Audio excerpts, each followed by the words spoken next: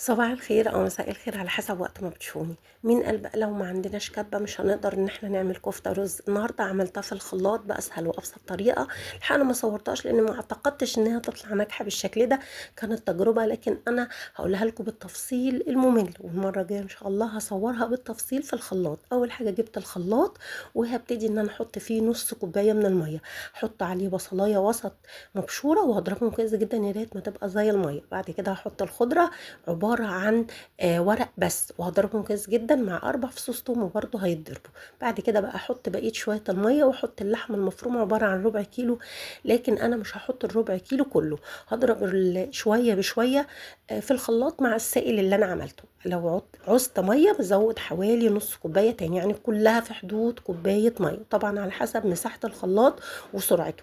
بعد كده بقى بعد ما ضربت ده كله احطه على كوبايتين من الرز المطحون، او انا جايبه رز وطحناه غسلاه من بالليل للصبح وبعد كده هطحنه.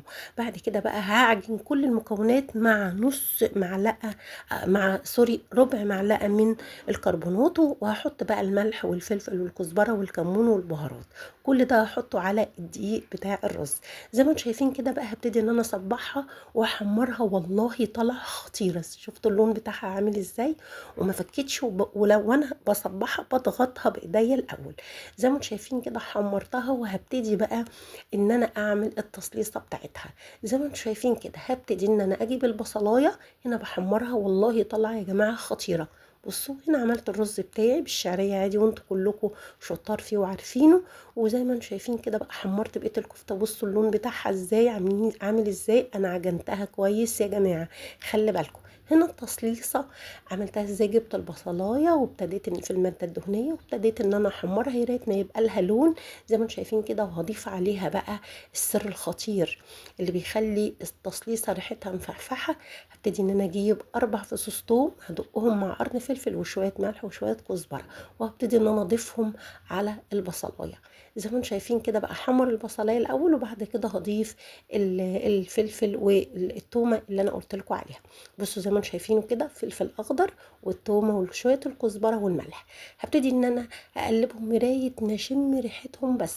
وهبتدي بعد كده احط معلقتين من الصلصه البيوريه واضيف عليها عصير الطماطم. لو حاسه ان عصير الطماطم بتاعك يعني محمر كده مفيش مشاكل، يعني مش لونه، يعني الطماطم نفسها حلوه مش محتاجه صلصه بيوريه، خلاص ما تحطيش صلصه بيوريه. زي ما انتم شايفين كده بقى هبتدي ان انا اول ما اشم ريحه التوم هبتدي ان انا اضيف عصير الطماطم زي ما انتم شايفين كده.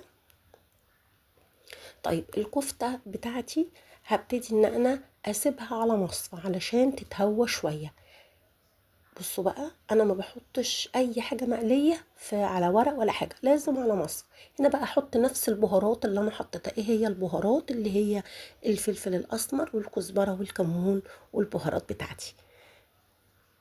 هسيبها بقى تتسبك. عفوا انا معلش تعبانه شويه.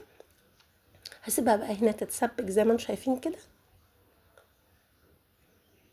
هيكون الرز على النار ابتدى يستوي.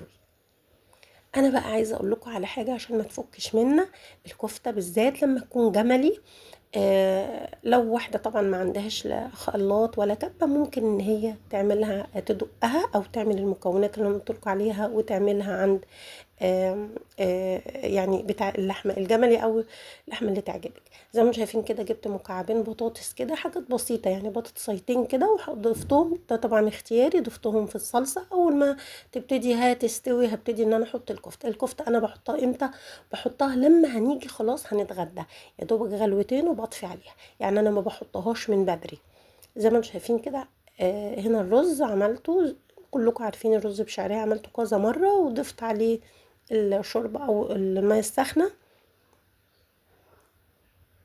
زي ما انتم شايفين مفلفل وخطير. انا اسفة مش قادرة اتكلم معلش، بس انا عارفة ان فيديو الكفتة مهم للناس. كل سنة وانتم طيبين عشان العيد الكبير. زي ما انتم شايفين كده بقى اول ما البطاطس ابتدت تستوي يا دوب انا نزلت بالكفتة. بصوا خطيرة ازاي وما فكتش وطلع في منتهى الجمال. ان شاء الله تعجبكم، ولو عجبتكم يا ريت تعملوا لايك وشير واشتراك في القناة وتفعلوا الجرس. بصوا بقى زي ما انتم شايفين كده، والرز طالع خطير. الكفتة مش بتفك مني وطالعة زي الفل زي ما انتم شايفين كده. بصوا انا هقطم منها قطمة عشان اوريها لكم من جوه. بصوا طالعة ازاي، خطيرة. ان شاء الله تعجبكم. كل سنة وانتم طيبين.